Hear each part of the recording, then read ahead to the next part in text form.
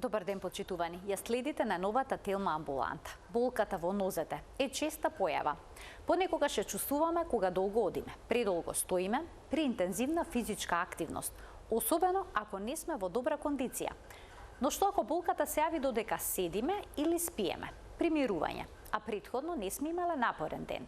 Дали таа болка би можела да биде симптом за посериозни состојби со крвните садови или нервите?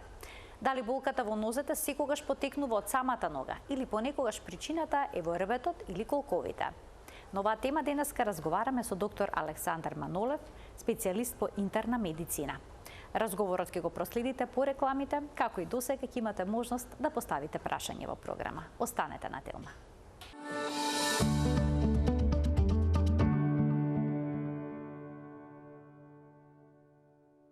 Што се може да предизвика болка во нозете? Ќе го прашаме доктор Александар Манолев, специјалист по интерна медицина од Поликлиника Манолев и воедно председател на Сдруженијето на интернисти на Македонија. Добре ни дојдовте во студиото на Телма и добар ден.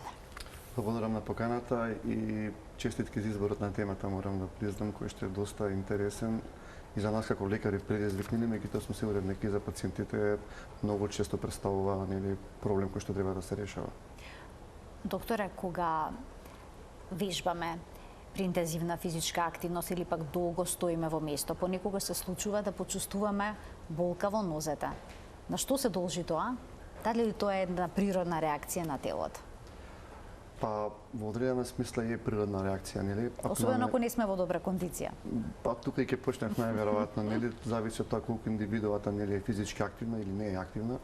Колку луѓето се повеќе активни, тогаш имаат повеќе развиени мускулатура, зглобниот систем се разбере многу подобро поставен и болката се минимизира при физичка активност. Меѓутоа, ако индивидуата не е константно физички активна, ајде да речеме кампањска е физички активна еднаш кај месец или два пати, и ако има интензивен физички напор, тогаш логично ќе се јави нели болка во мускулатурата, но и многу често болка во самите зглобови, бидејќи да кажеме коскено-зглобниот и мускулниот систем се една целина, така да ако не се активира едниот нели дел од тој систем, тогаш страдаат нели сите составни делови, така да ако индивидуите нели не се доволно физички активни, ако имате поголема телесна тежина, тогаш логично дека болката ќе биде почесто и ќе се јавува после секој физички напор.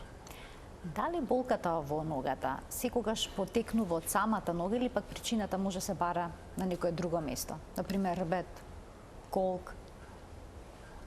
Болката во ногата може да биде провоцирана од процеси во самата нога, зборуваме подколеното, надколеното, самото колено, колкот, меѓутоа може да биде провоцирана и од процеси кои што се во самата карлица.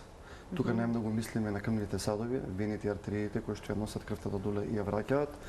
Често пати знаат да бидат процеси од самиот рбет, каде што ќе имаме потискување на тие воздушни, тие пернични дискоси, значи кои се наоѓаат меѓу самите плештенски тела, кога има компресија на одреден нерв. Често пати знае и фрактура на лумбален пршлен да даде болка во половината со нели проекција према ногата, така да постојат одредени процеси кои што се во самата карлица, значи во горниот дел од телото, и да даваат нели болка према нозете. Во поглед на самата нога постојат поголем број на процеси кои што може да ја провоцираат, еве спомнавме нели со мускулатурата. Еден од симптомите кои што може да се јави е да речеме при раскинување на мускулни влакна или руптура на мускулно влакно, токму кај оние индивиди кои што не се многу физички активни. Па претерале? И претерале токму таки, тие мускулни влакна не се доволно флексибилни да можат да го издржат тој физички напор, се обтегнуваат повеќе, доаѓа до раскин на тие мускулни влакни, многу пати прават интензивна болка, тоа е нагла болка во ногата. Обично тоа е во подколенскиот дел, ретко се случуваат да кажеме руптури или раскинување на мускулни влакна во надколеното, обично ги имаме ки спортисти или појаки развиени атлети. И интересно е што таа болка многу често се кога се прави дистинција, нели многу често се промашува, па се мисли дека процес на длабока венска тромбоза бидејќи оди со оток, црвенило и болка. И сме имале во пракса да тие индивиди често пати дури били третирани со антикоагулантна терапија, а во позадина имале раскин на мускулно влакно, кога се направи еходиагностика, добре се дека нема тромбоза, туку дека е руптура на мускулно влакно, најверојатно со оток хематом околу самиот мускул. Доброто е што таа состојба поминува за не повеќе од 30 на ден, нели без некои последици, меѓутоа многу е битно да во првиот чекор имаме правилна нели дијагностика, така да ако се земе да кажеме ние добра историја како настанала болката и добиете податок дека бев физички активен дента, повеќе после активноста ми се случи или во текот на активноста, тогаш дијагнозата е многу полесна, меѓутоа ако нема таков податок, тогаш мора да има плюс дијагностика, нели. Така да физичката активност нели и што се може да од таа страна да доведе до болка, значи има повеќе аспекти. Често пати болките во колената знаат да се јават при такви физички нели активности. Така да одејќи нели по системи сега секој зглоб, колк нели така на така ќе даде нека презентација. А што ако се јави болка во ногата во мирување? Например, додека седиме или пак во сон, а претходно не сме имале напорен ден? Болката што во мирување, мислам, ако се јави болка во мирување, најчесто е последица на најверојатно на веќе хронични процеси. Обично ги сретнуваме и пациенти кои што имаат, да речеме, дегенеративни промени на ребетот, кога во одредена положба доаѓа до потесок на нерв. Тоа е една од ситуациите, нели, каде што болката започнува од половината, се шири према ногата и тие луѓе кои ги прашате како дали е поврзана со мирување и при движење на телото, кажат па да, јас кога се завртев, нели, добив болката ми се интензивираше према ногата. Често пати за недостаток на минерали, магнезиум, калциум или дисбаланс во тие електролити да прави болка во мирување, нели. Постојат одредени процеси во самото тело, како што е срцева слабост, нели, бубрежна слабост, каде што имаме одредена задршка на течности, пак кои што во текот на мирувањето прават кумулација на задршка на вода во нозете и знаат да прават одредена болка, нели, во самата нога, поготово во долните партии, нели, на ногата. Така да тие состојби се специфични и во принцип се знатно хронични процеси. Ако ги споредам со наболка која што настанува при некои други активности и акутни состојби. Кои пропратни симптоми покрај болката во ногата би требало да не загрижат? Има повеќе погледи во таа насока. Прво е многу битно каде е локализацијата. Нели, тоа е првата работа. Обично ако ногата има црвенило и болка и оток, тоа што мислиме нека васкуларна природа. Обично тука тромбозата, нели, е првата која што, нели, најмногу не загрижува, бидејќи бара брз и акутен, нели, третман. Обично тоа се луѓе кои што им се ова релативно, ајде да кажам, нагло ден, два, три и таа болка се развива согласно тоа на кое ниво ќе биде тромбозата. Колку тромбозата е повеќе према горе, во горните вени, толку поголем е отокот, но и болката, нели. Се разбира, ако е комплетна тромбоза, тогаш ќе имаме оток црвено по целата нога, тоа е многу болна состојба и бара акутен третман, дури хоспитализација. Може да имате и тромбофлебит во долниот дел од ногата, нели, каде што се гледа одредена вена која што е тромбозирана, или имате оток, нели, на делото на ние длабоки вени каде што е самиот процес. Втора болка може да биде пратена со тромбоза на артериите, тоа се оние крвници кои што носат крвта према ногата. Ако е акутна, тоа се ретки состојби, обично имаме ладна и болна нога. Тоа ја разликува од тромбозата, бидејќи таму обично стопалото или долниот дел се буквално се бледи и ладни. Болката е интензивна и кај тие индивиди обично имаме многу брза хируршка интервенција или васкуларна. Може да имате болка ако имате стеснување на делотните садови во горниот дел од ногата, дури и во крилицата. Зависно на кој ниво ќе биде стеснувањето, вие ќе имате и презентација на болката, нели? Ако ми е стеснувањето во коленото, ќе имам болка во стопалото. Ако ми е во горниот дел од ногата, болката ќе биде и во горниот дел, нели, од ногата, и се разбира ако ми е во делот тие главни артерии што излегуваат од самата аорта, може да имаме болка во самата карлица према ногата, односно крвните садови кои што даваат васкуларизација во тие карлични мускули, немаат снаги и тие луѓе многу пати имаат болка и во ногата и во карлицата. И многу често мислиме дека тоа е лумбоишијалгија или болка од кичмата, ги третираме со терапија, ортопедски и така натака, меѓутоа позадина тоа се друг проблем. Тоа е фактички васкуларна природа, меѓутоа клиничката презентација многу се поистоветува како болка од кичмата. Значи има тука многу замки. Има тука токму така многу замки, тоа сме го виделе во клиничка пракса, нели, затоа кога се зема податокот мора добро да се направи токму она што го прашавте и вие, дали болката е во мирување или при активност. Секоја болка што почнува со движење и доаѓа до крчење на мускулите мора да се размислува на васкуларна природа. Нели, во латинска смисла тоа е клаудикација интермитенс или болка во мускулот при движење, односно интермитентна. Значи, кога ќе застараме ние, таа болка се губи понатака, мускулот добива крвоснабдување, добива кислород, меѓутоа, кога пак ќе стараме да се движиме, болката се јавува и тогаш веќе мора да знаеме дека мора да исклучиме васкуларна природа. Многу лица се жалат на болка во листовите на ногата. Токму така, болка во листовите при придвижување е еден од симптомите на болка поради васкуларна природа. Многу често таа болка споро се развива. Зошто споро, бидејќи ако да речеме стеснувањето ми е во бутната артерија, во горниот дел, организмот се брани и прави колатерална мрежа.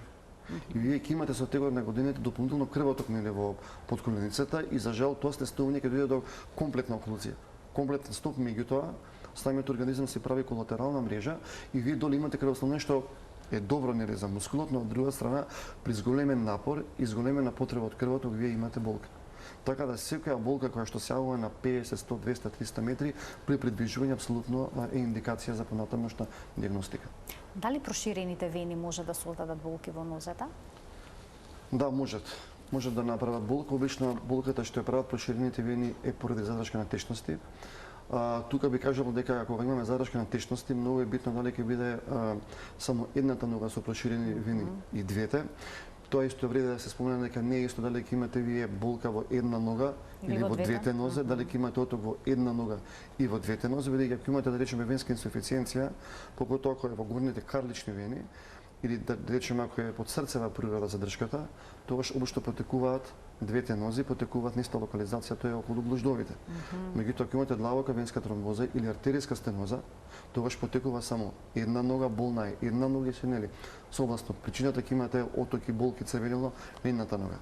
Меѓутоа венската инсуфициенција болката обично поради проширувањето. Самото проширување знае да прави болка, поготово ако станува збор за изразено проширени вени, самото проширување потисокот и према мускулатурата фаците знае да прави болка и ако се направат отоци околу глуждовите и према подколеницата, тогаш што вистина тие пациенти имаат маки и за жал многу пати ки тие пациенти таа болка многу тешко ја решаваме бидејќи таму се бараат комплексни хируршки интервенции, а не секаде се прават тие интервенции. А доколку болката потекнува поради дегенеративните процеси во коленото, например, како таа болка ќе се манифестира? Може ли да наликува повторно на васкуларна болка, односно на болка што е предизвикана од крвните садови? Или има тука јасна дистинкција? Во принцип, ако е гонартроза како дијагноза да кажеме, има дистинкција бидејќи коленото е болно на допир и обично болат, да кажам, бочните страни, така се да кажам поедноставно за гледачите, од страна, нели да.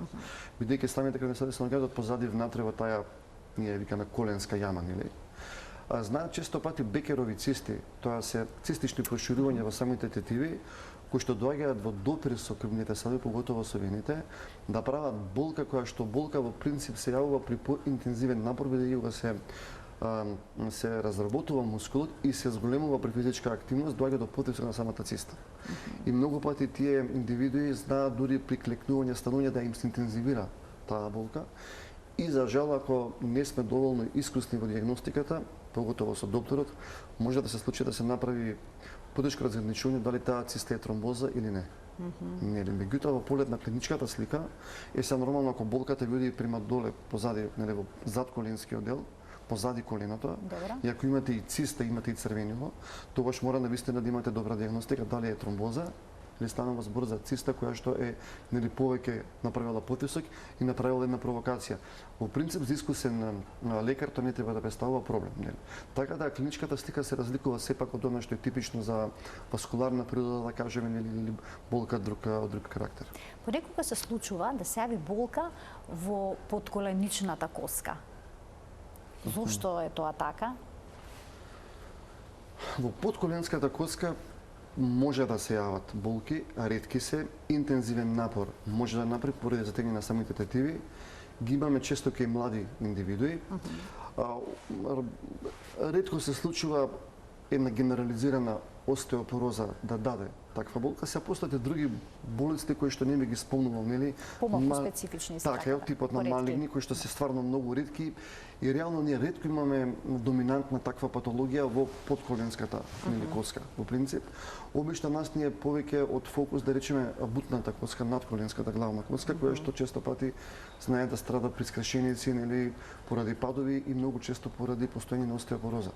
Бидејќи самата, нели, коска нејзиниот вратот на тој фемор е фактички една од точките каде што ние проценуваме остеопороза и напредната остеопороза знае да дава често пати таква болка што прашав ти преска во самиот клук, нели, или процес кој што се локализира во самиот клук, каде што самата чашка, нели, полека почнува да страда.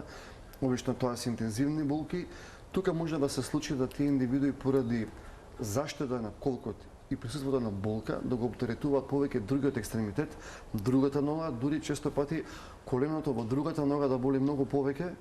И тој колк, поради тоа што оваа нога ја штедиме, се пренесува теретот на другата нога и многу пати тие пациенти сметаат дека ние тука треба да правиме испитувања, меѓутоа тоа е, да кажем, изместен од каде што треба да го трпи здравата нога и тоа не е добра ситуација, бидејќи во такви случаи нели покрај тоа што имаме болен колк, да речеме на десната страна, правиме проблеми и на левата страна.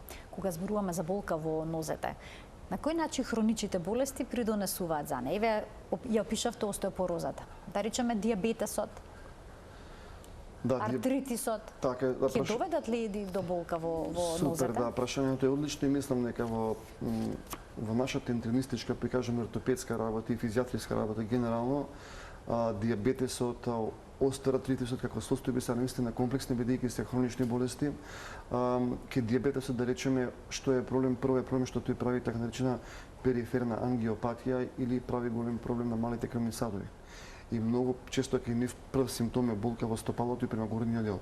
И кај тие има стеснување, меѓутоа многу пати таа болка е причина која што ние ќе диагностицираме, меѓутоа болката многу тешко се губи поради тоа што таму таа исхемија останува многу долгорочна и навистина кај тие индивиди бара многу сериозен мониторинг да не настане гангрена и понатака други компликации.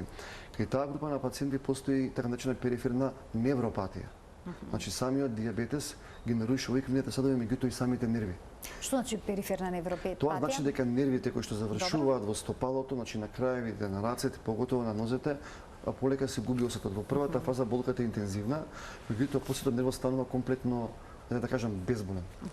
И тој дел од стапалото беше чувствителен? Па да кажеме во добар дел, да. Значи дури тие индивиди може да наддобијат и изгореница на стопалото, дури и на прстите, а да не ја осетат. Но пред да е таа фаза кај тие индивиди имаме интензивни болки. И тоа е фаза кога во таа фаза тие мора да имаат и сериозен третман на таа невропатија. Кога станува збор за остеоартритисот, ке не болката доминантна во малите зглобови. Нели, поготово ако е да речеме остеоартрит кој што доаѓа со годините. Тоа се хронични промени, дегенеративни промени, се неповратни. И тука за жал пациентите многу често пати прават една грешка што пијат често лекови за болки, поготово лекови од типот на кетонал, на диклофенак, бруфен и така натака. И кај таа група на пациенти ние сугерираме да не се земаат лекови, бидејќи ако го земаат лекот во континуитет, зборувам со месеци, 2-3 пати дневно, доведува до влошување на мозочната функција. Она што е интересно што е да земаат таблетки за болката не се губи. Тоа е своевиден плацебо феномен. И тоа е научен факт. И стварно во клиничка пракса кај тие индивиди кога се тргнува аналгетската терапија, а се интензивира, да кажеме, физикална терапија, внимаваат повеќе на активноста, се физички повеќе активни, намалуваат по некој кило во тежината, одма добиваат малце на промена во динамиката на таа болка. Тука не влегуваат оние пациенти кои што имаат, да кажеме, класичен ревматски артритис, кој што е заболување кој што е автоимуно и каде што таму навистина имаме еден хроничен проблем со таа болка, која што болка си бари посебен ревматолошки третман. Тука влегуваат и други ревматолошки заболувања, нели, кои што ги афектираат, ги допираат, нели, самите зглобови. Така да тоа е комплексна група, нели, на пациенти каде што ние во позадина се трудиме да имаме правилна диагностика, ги праќаме кај субспецијалисти, да не се проверуваат терапиите кои што се тековни, да со самото лекување на примерната болест, да речеме во случајот ревматски артритис, да се намали и клиничката манифестација на болката. Ја споменавте телесната тежина. Има некаква улога во појавата на болките во нозете? За жал во последно време да, и тоа не представува голем проблем. Имаме се почесто веќе млади индивиди, зборувам млади во четвртата, пета декада, па и шеста, тоа се за нас сепак млади индивиди, каде што хроничната дебелина која што трае со децении прави комплетно уништување на најмногу на зглобни трскавици на колената. Тоа се индивиди кои што имаат проблеми со стопалата многу често, индивиди кои што воопшто немаат кондиција да се придвижат, често пати при поголем физички напор имаат и мускулна болка, да не кажем дека често пати имаат и мускул фибер или запаление на мускулите при малку зголемена физичка активност.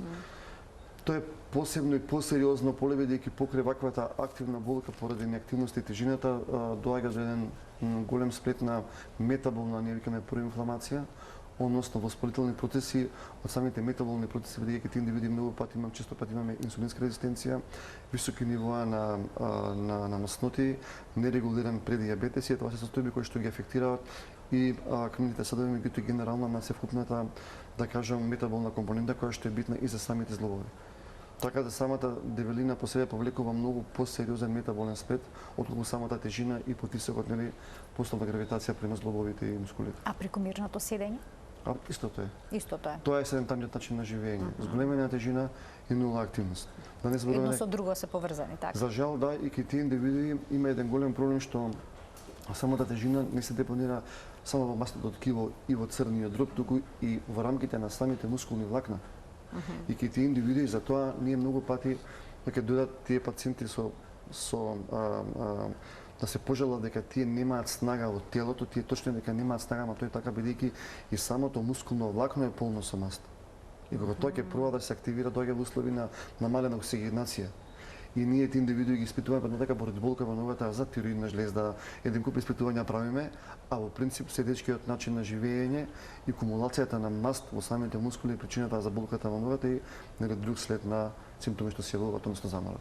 Ќе ги вклучиме гледачите од овој момент. Емисијата Почитувани контактна, телефонскиот број е испишан на екранот. Доктор Александар Манолев, специјалист по интерна медицина, е гостин во студиото на Телма. Тој ќе ги даде сите појаснувања на оваа тема. Болката во ногата е честа појава. Дали и кај трудниците може да се јави, бидејќи доаѓа до хормонски дисбаланс или кај жените во менопауза, перименопауза, играат ли некаква улога хормоните? Играат улога. Кај бремените жени најчесто болката е поради големината на плодот, нели, во зглобовите. Повторното тежина зголемена има. Да, не секогаш, а некогаш и прекомерна. Така, значи зависно од тоа дали нели мајката, родилката ќе зголеми нагло тежината. Ако е во домек на 10-12 кг, тоа е толерабилно, меѓутоа ако ставите повеќе дека 15 кг, доволно дека ако телото не било активно, дека ќе има зголемена болка. Втората причина за болка е задршката на течности, што за жал кај дел од жените се јавува, покото да речеме кога бременоста е во текот на летото и самата задршка на течност не прави болка во нозете, покото во долниот дел од ногата. Така да за бремените жени жалам што морам да кажам дека тоа е дел од состојбата, меѓутоа за среќа па се повлекува таа состојба. После поредувањето. Освен ако не е втора, трета бременност, па да настанат проширени вени нагло, па да тогаш ќе дојде една условно кажана компликација од бременоста, па да веќе се јави една нова причина за болка и отор нели во ногата. Перименопаузата или периодот пред да се влезе во менопауза и самата менопауза прават хормонски дисбаланс кој што пак е поврзан со оток во ногата и во тој контекст можам да кажам дека ако постојат жени кои што имале малигноми, поготово карцином града и бил во третман, може да се случи да имаме нагол развој на остеопороза која што може да пројави симптоматологија со болка во коските. Да, ова намерно го спомнам како болка бидејќи сме имале случаи кај млади жени, поготово жени во под 50 година, каде што имале операција на малигномна града, да речеме, со интензивна онколошка терапија. Хормонска терапија обично им се дава. Поготово ако токму карциномот е хормон зависен, естрогенски, и кај таа група на пациенти имаме стварно брза промена во естрогенскиот метаболизам и за жал кај тие жени може да се пројави болка во ногата, што многу пати мислиме дека е болка од друга природа. Ако се направи тампонатака декстаскен се наоѓа рапиден прогрес и појава на остеопороза. Нели во поглед на менопаузата, но самата менопауза се развива спори, не може да допринесе до нека сериозна болка во ногата. Имаме двајца гледачи очекуваат вклучување, ќе им дадеме предност. Добар ден за првиот од нив. Добар ден. Повелете, во програма сте. Поздрав до емисијата и до докторот. Благодарам. Моето прашање е зошто ми има настанато остеонекроза ради слаба циркулација, значи слабата циркулација од што е настаната и превентива нешто некаква апче дали може да се пие. Да немате, докторе, некоја подпрашање? Остеонекроза на коска, претпоставувам. На коска? Остеонекроза на коска? Да, на колк. На колкот? А дали има испитување колку години е пациентот истина? Значи 50 години. Па имам испитување магнетна резонанца и компјутерска томографија. Остеонекроза не е состојба која што е едноставна и тука сега не знам дали се прави дополнителни испитувања, обично се прават, се земаат примероци од коски така натака да се види која е причината, нели? Постојат и вродени заболувања, но и наследствени заболувања стигнати во текот на животот, треба тука посериозна диагностика. Зашто остеонекроза, значи да стануваат и воспаленија, многу често може да бидат претходни повреди, операции така натака, да се види дали имало други инфективни состојби, системски заболувања, Така да не е само тука магнет и компјутер потребен, туку е малце да се направи поголем следни испитувања, да се види што е причината. Воспаленијата се број 1 за остеонекроза, претпоставувам дека исклучена малигна состојба во втора причина и да се размислува можеби за друго системско заболување кој што ќе доведе до остеонекроза. Значи треба да се најде причината што довела до сето ова за да се најде решение, а апче некој што праша гледачот конкретно за таа состојба. За болката да, се дава, меѓутоа тука мора да се бара причината. Мора се најде причината. Апсолутно тука нема дискусија, дека е млад индивидуа 50 години апсолутно. Мора да се размисли за системски заболувања, меѓу другото. Да вклучиме уште еден гледач. Добар ден. Добар ден. Очекуваме уште едно вклучување во денешната Телма амбуланта. Добив знак дека има уште еден гледач. Еве уште една можа за него. Ве слушаме одлично. Повелете. Да, добар ден. Едно прашање на докторот. Повелете. Вака, јас пред короната бев супер добра беше, бубрек бев, ама кога почна короната примив вакцини и ме откажа и другиот бубрек. Се идам на диализа. Кога почнам на диализа сум дебели 15 кила. И сега ме боли кукот и коленото, десниот кук и коленото, а имам умбоишиалгија на зъбетот. И дишус хернија и спондилоза на вратата. И сега, што е болката? Од каде дојде таа болка на ногата? Не, десната нога не можам да одам. Идам на диализа, таму кога ќе лежам, 5 сати лежам и кога ќе станам не можам да одам. Така. Ви благодарам за вклучувањето и оваа состојба е прилично комплексна, докторе. Да, што би можеле да дадете како насока? Диализни пациенти, да, мислам прво пациентката гледач споѓатува во си кажа нели што се има од диагностика во позадина, за жал тука се преклопуваат повеќе диагнози од рече спондилоза, има други други промени во самиот ребетен столб што може да доведат до болка. Има плюс тежина од 15 кг, мислам дека рече дека била нели има наставена. Кај тие пациенти исто така мора да се размислува и за појава на остеопороза, рече дека едниот кол исто имал проблеми. Во принцип мора да се види дали колкот има оштетување или нема, бидејќи болката таму према тоа што кажа доминира во полет на колкот. Треба да се види дали тој колко оштетен или не и понатака да се побари едно ортопедско мислење. Бидејќи е диализен пациент, тука мора да се размислува за остеопороза, апсолутно тај секундарна остеопороза, кој што настанува за сметка на дисбаланс нели во самите хормони, D-витамин, парахормон и така натака, нели да се види севкупната хормонска оска. Тоа може да биде причина за болката меѓу другото и се разбира на крајот оние дегенеративни промени кои што ги има самата пациентка. Едноставно дел од тие промени ќе се решат, меѓутоа дел нема да се решат. Поготово оние дегенеративни промени, ако одиме по акутност, прво треба да се види колкот, дали има или нема посредно нарушување, дали таа раскавица е сочувана или не. Ако тука нема промени, да се види дали тие дегенеративни промени се трајни, што може тука да се помогне, да се направи да се случи дали има или нема остеопороза и со тоа ќе се даде на насока нели понатака во која насока би се движеле. Мора да се објасни дека дел од тие промени нема да се повлечат. Можеби ќе треба да станува понатака да оваа пациентка не става плюсна телесна тежина, досталена таа телесна тежина. Убаво поинтереше дека они често пати лежат, имаат нели диализни сеанси каде што остануваат по 2-3 по неколку часа нели остануваат, често пати тие пациенти потешко се движат нели. Едноставно таму е комплексна работа од аспект на самиот метаболизам и во васкуларна смисла и во метаболна смисла нели. Треба да се види срцевата работа генерално нели, каква е корелацијата со мозочната функција која што комплетно е нарушена, да се направи да кажам еден своевиден пресек што може да се подобри, нели, што ќе остане нели и каде ќе може да се интервенира нели понатака за да се олесни сигурната состојба. Сепак тоа се како што кажавте и вие комплексни пациенти. Докторе, кога ќе ви се обрати пациент со болка во ногата, од каде почнувате? Ве видовме дека навистина многу причини може да доведат до овој проблем. И тоа сам, има гледач. Ќе му дадеме предност, па потоа ќе продолжиме со прашањето. Добар ден, повелете. Добар ден. Го очекуваме вашето прашање, повелете. Ало? Ве слушаме одлично, повелете. Сакам да го прашање за докторот да поставам. Секако, повелете. Да го прашам докторот, има болки во колената. Добра, значи лоцирана е болката во коленото. Бака сега, од левата нога, од коленото надолу, ми се губи мускулатурното месо. Ви се губи мускулатурата? Се губи мускулатурата и имам трпти во ногите. Добра. Дали има болки во надколеното евентуално? Еве докторот има неколку прашања, повелете доктора. Дали има болки во надколеното евентуално? Во надколеното, дали надколеното имате болка? Надколеното не. Не. Целата болка значи е лоцирана во подколеницата. Во левата подколеница надолу. Така. Ми се Добро. губи мускулатурата. Дали болката е при движење или при мирување? Премирување, движењата работам, активен сум, работам прилично, меѓутоа вечерно време имам прилично трпки во нозете. И Така. во двете нозе. И во двете нозе. Добро, претпоставам Особено дека левата. претпоставам прашањето е што може да биде причина за сето ова и како да се третира. Ви благодарам за вклучувањето во денешната Телма амбуланта. Што би можеле да Спомнавме на советувате? почетокот болка во мирување или болка при Така. активност. Тоа ќе не води кон прашањето што претходно го поставите, меѓутоа за пациентот прво ако е болката во колената, стандардна рутинска поставка да се направи рентгенска слика на колено.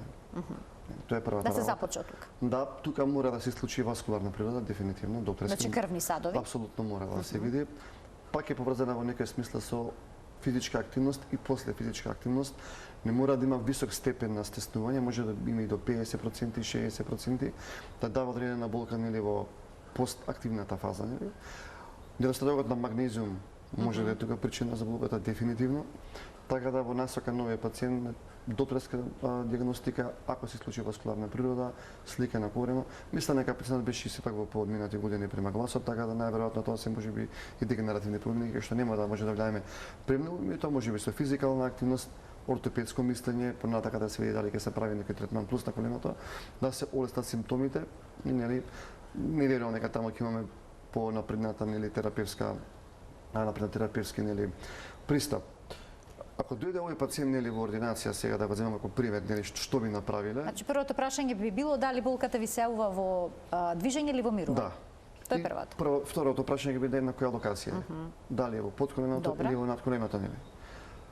Ако не е активен пациентот, тогаш ќе видиме, ќе бараме причина во самото колено, можеби во колкот или во кичмата нели. Битно е дали на самото при прегледот ќе видиме црвенило, оток нели.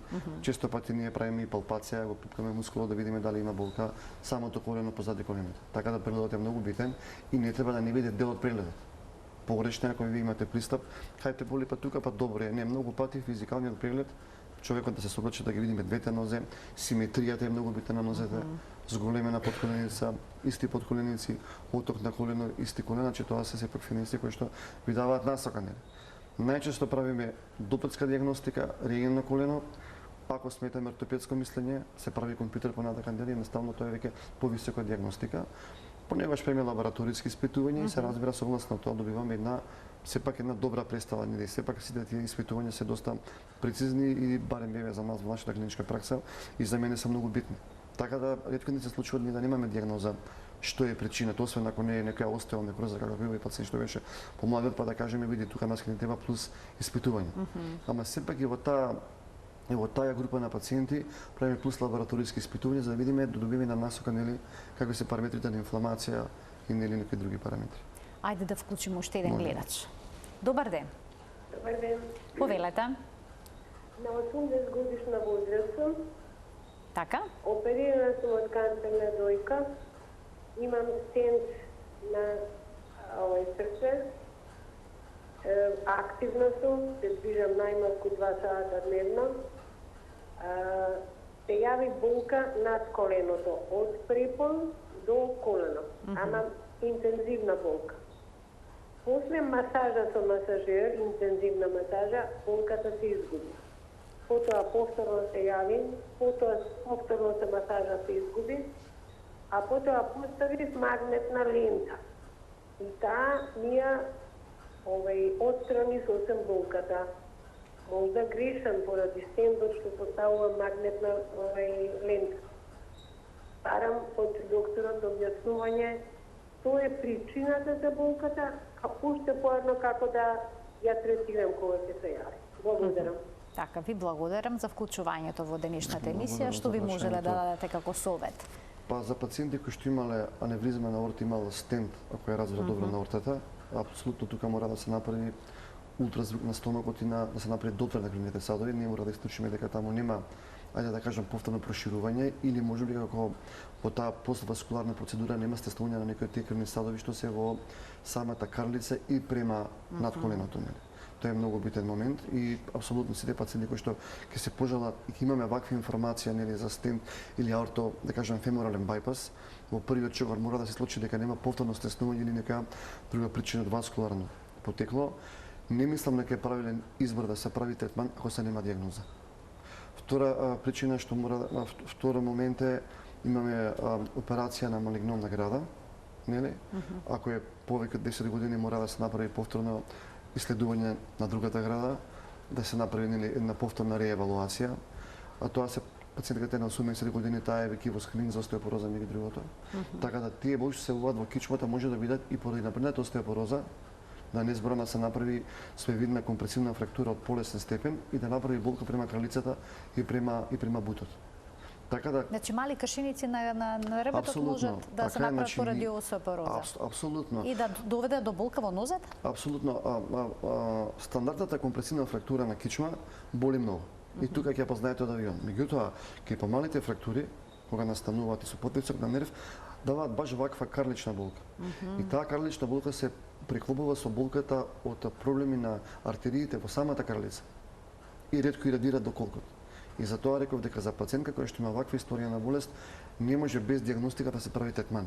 Така. Јас не викам дека она ќе има проблем сега конкретно во случајот, меѓутоа, вие ако не разграничите има или нема проблеми, не може да знаете кој е третманот.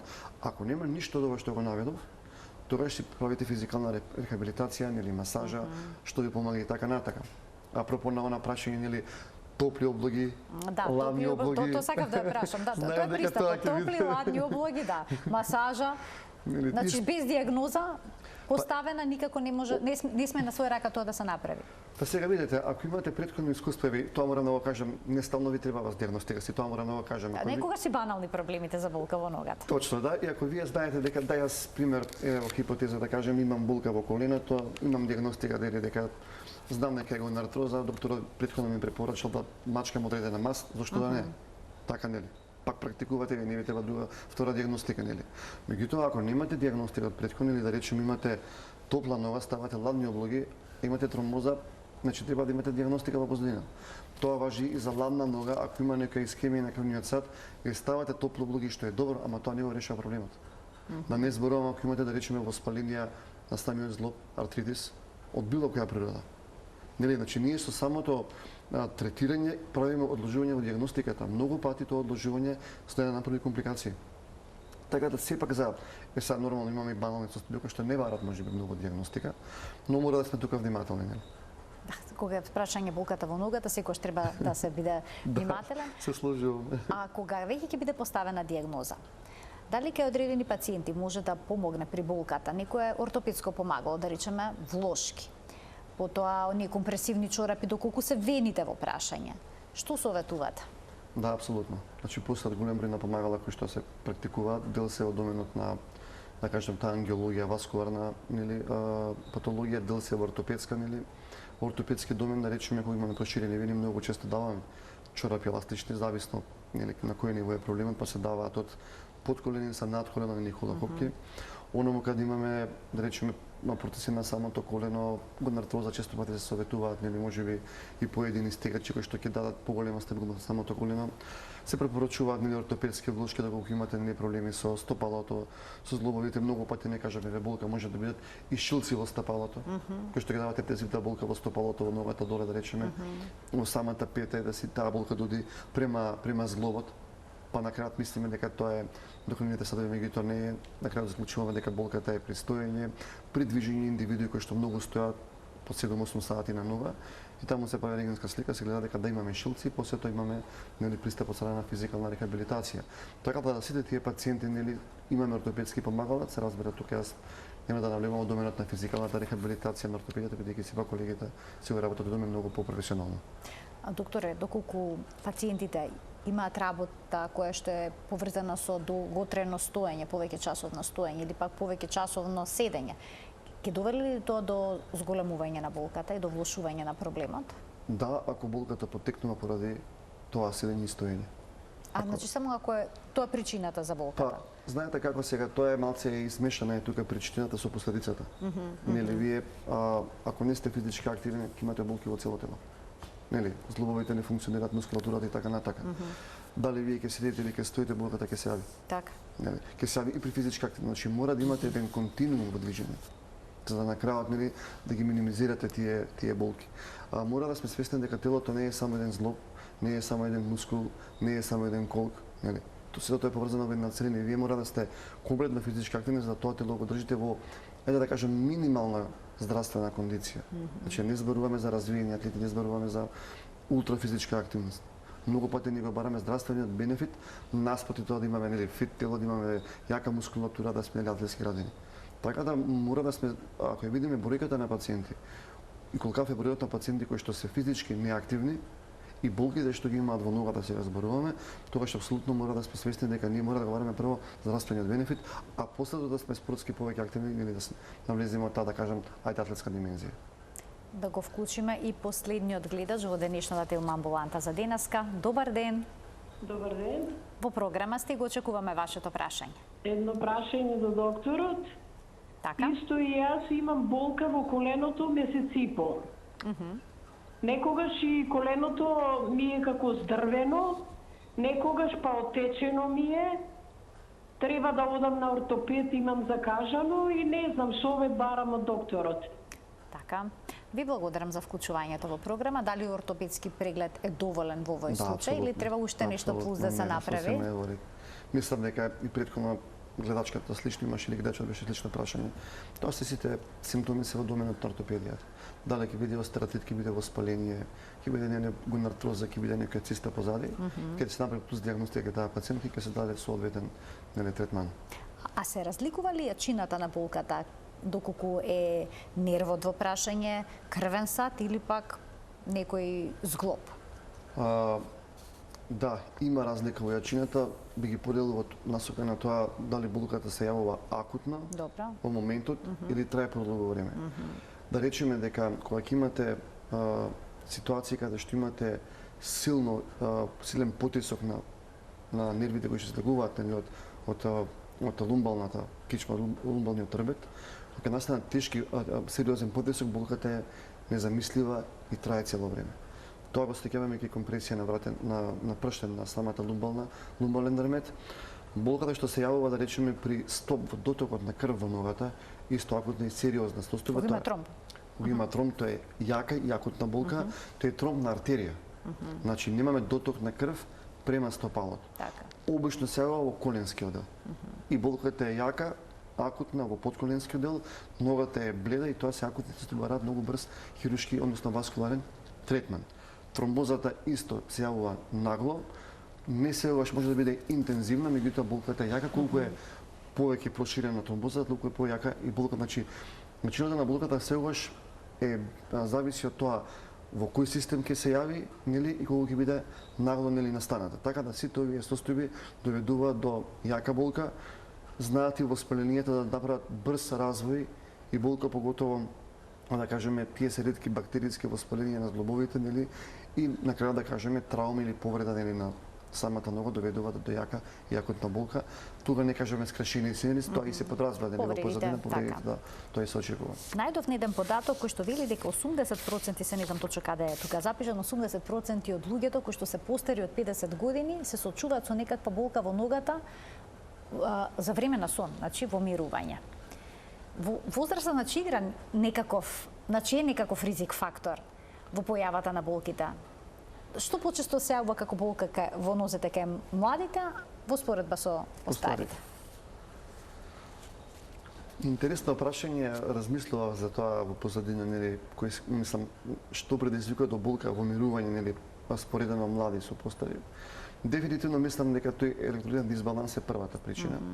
Ние многу пати не земаме суплементација, бидејќи мислиме дека се храниме здраво и правилно, меѓутоа морам да кажам дека начинот на исхрана битно влијае во тие концентрации на електролити и не мислам дека стално ние се храниме правилно, во смисла дека месуваме доволно магнезиум преку голем број на растенија, нели, овошје и така натака, да не зборам за калциумот, нели. Постарите знаат да се негуваат, знаат да внесуваат нели електролити, меѓутоа не секогаш и внесот на електролити значи отсутство на болка, нели? Треба да сме свесни дека во севкупната работа на организмот многу е битно да имате континуиран внес на на магнезиум.